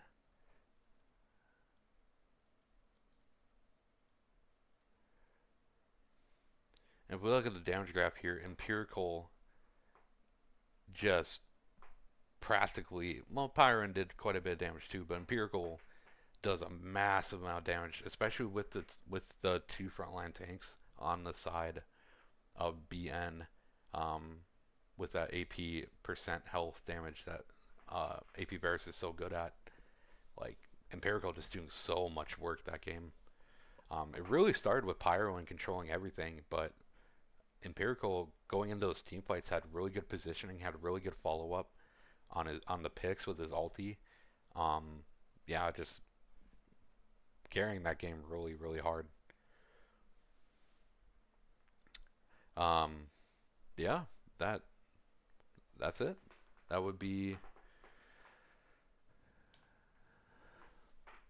PvP's second series win of the season.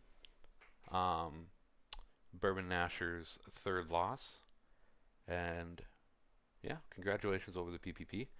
Fun series to watch. I really enjoyed it. If you guys had a good time, please subscribe.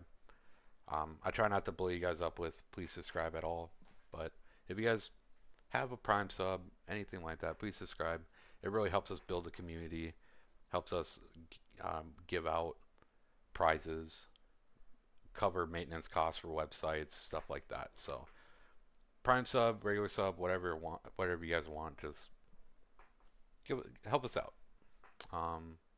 And with that, I got nothing else. And thank you all for tuning in, and have a wonderful night. Bye.